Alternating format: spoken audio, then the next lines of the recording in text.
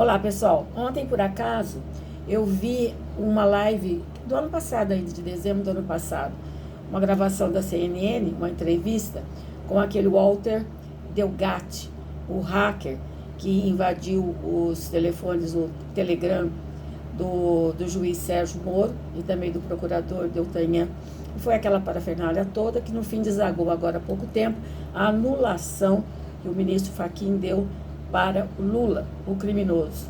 Por que ele continua sendo criminoso? Porque ainda há outro processo da primeira instância, que é do sítio de Atibaia, e, portanto, a gente tem muita coisa pela frente, podemos chamá-lo sim de criminoso, por que não, né? Então, eu observando essa entrevista desse Walter Delgatti, antes de mais nada, a gente pode verificar que é uma pessoa com problemas, sérios problemas psicológicos, sérios desajustes comportamentais, e não sem razão. Ele foi abandonado pelos pais, pela a mãe que deixou na casa da avó paterna, depois dele ter ficado uns tempos na casa da avó materna, e a avó paterna, que no começo não queria, acabou recolhendo, ficando com ele. Enfim, é uma pessoa que ele passou por rejeições tremendas, porque não existe nada pior do que uma rejeição de mãe, né? Ainda mais esse abandono. Essa rejeição, até ele mesmo confessa na gravação, que ele continua até hoje com esse problema muito sério, depois de ter passado por vários especialistas em psicologia e também psiquiatras, mas ele não consegue ver a mãe, não consegue. Ela, acho que tenta procurá-lo, não consegue. Enfim, uma pessoa bastante problemática, que com o decorrer do assunto foi envolvida com falsificações, foi envolvida com tráfico de drogas, mas que depois não era bem isso, que ele tomava era remédios, mas seja lá como for, com adulterações de documentos, e esteve preso por causa disso. Ele denuncia promotor, denuncia um delegado, que diz ele que agora é vereador, enfim, uma pessoa de uma vida bastante irregular. Mas vamos lá, essa é a tal testemunha fundamental, quer dizer, testemunha é a gravação de um hacker, que primeiro uma gravação ilegítima, que não é tolerada pela justiça, a menos que tenham rasgado os códigos, né? Mas é até então essa gravação não tem efeito legal nenhum. E além do que, o que ela traz? Você pode ouvir o programa inteiro, porque se ela trouxesse alguma novidade bombástica, o repórter da CNN, que é uma pessoa bastante arguta e um rapaz inteligente, ele não haveria deixar passar em branco. Então, o que é de mais forte está ali. Aí você analisa coisas assim, sabe, sem nexo, porque as duas frases mais pesadas que existem, uma delas que eu até decorei, é que o juiz Moro diz em inglês: no Fux nós confiamos, fala para Dallagnol, no Fux nós confiamos. Quer dizer, grande coisa isso, né? Eles conversavam, é normal que um juiz converse com procuradores. Qualquer advogado sabe disso, é a coisa mais normal do mundo, faz parte até do processo. O juiz não é aquela estátua que fica lá, sabe, endeusado, não. O juiz conversa, fala com o advogado das partes, o advogado da defesa, fala com procuradores, enfim. Então, essa é a frase que o Moro teria dito. In Fux we trust. Quer dizer, sabe, grande coisa isso. E depois há também uma frase em que alguns procuradores, eu não me lembro se foi o Dallagnol ou um outro, que diz que poderiam se confiar, aí no caso dos ministros do STF, no Barroso, ele fala que poderia confiar no Barroso e mais em outros dois que eu agora não me recordo muito bem, mas se não me engano foi no próprio Fachin, isso mesmo, no Barroso, no Fachin, que se poderia confiar. Ora, se o Fachin foi exatamente aquele que deu celebrou todo aquele ato sentencial, que parecia mais um livro de tão prolongado que foi, para anular o processo de Lula, foi ele que fez isso. Então, por que vale essa gravação que ele estaria do lado dos procuradores da Lava Jato e seria isso ratificado por essa gravação. Sabe uma coisa confusa? Ou seja, o pior que existe nas gravações, a realidade está mostrando o contrário.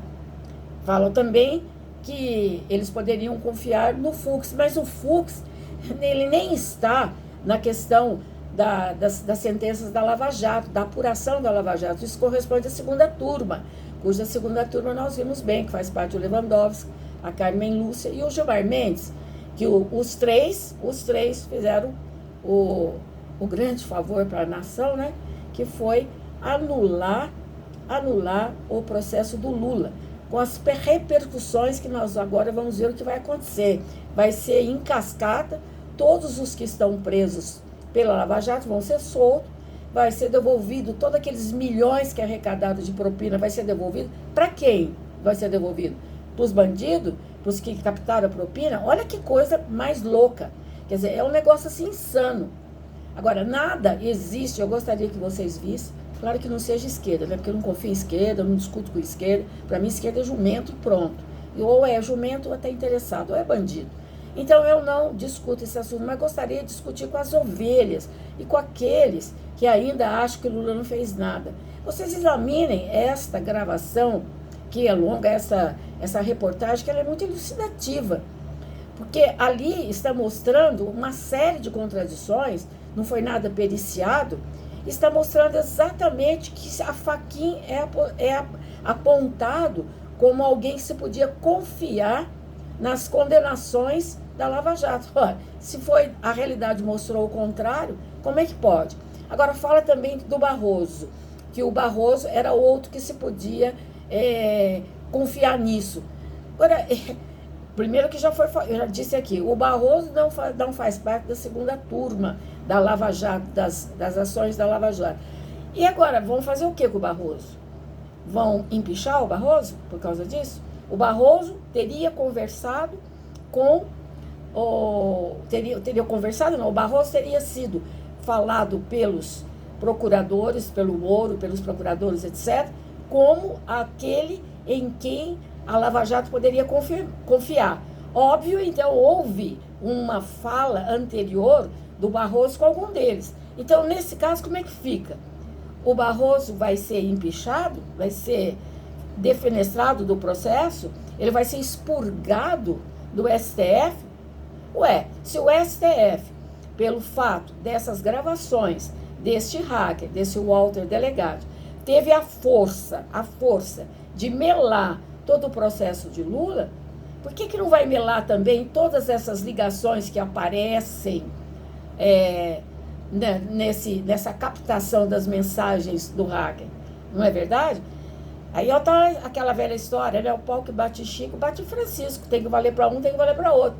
Então, naquilo que ele está dizendo e que foi captado por ele, segundo ele, e que mostra em frases, se essa ligação foi suficientemente forte para que Fachin ele veio a dizer, com a sua sentença, que Lula é inocente, portanto, o processo dele está anulado, e que isso foi ratificado pelos outros três ministros, que é o Lewandowski, a Carmen Lúcia e o Gilmar. Então, como é que fica? Essa análise tem que ser muito mais profunda do que isso. Na verdade, isso criou uma insegurança jurídica horrorosa, criou um mal-estar entre os próprios ministros do Supremo, e nem poderia ser de outra forma. Ali não se conta com unanimidade, e é justo que o povo exija que isso seja julgado pelo pleno, ou seja, por todos os ministros. Os ministros têm que julgar e colocar aquilo que chama digital deles nesse processo, assumir este problema. Porque para o povo já sabe. O povo, para eles, Lula é bandido, foi o chefe do mensalão, foi o chefe do petrolão, foi o chefe da roubalheira toda, porque só se fosse a velhinha de Taubaté, naquela personagem do Érico Veríssimo, que acreditasse que ele não é. Não é possível que não o seja, né? Gente, é tão elementar, né? Então a gente fica lutando assim com óbvio, chamando atenção e tentando mostrar para aqueles que não acompanham, que não têm tempo de acompanhar redes, ou aqueles que não querem acreditar, ou aqueles inocentes úteis, né? Mas aqueles que não saem das redes, que estão sempre fazendo movimento, na época das eleições, a gente vai trabalhar direitinho, sim, vai mostrar exatamente quem é que está julgando também dessa maneira, não só que seriam os ministros, mas com os ministros eles não dependem de voto, mas quem são os deputados e senadores que estão apostando nesta ideia para botar vários ladrões do colarinho branco na rua quando eles estiveram comprometidos com o crime, que é o pior dos crimes.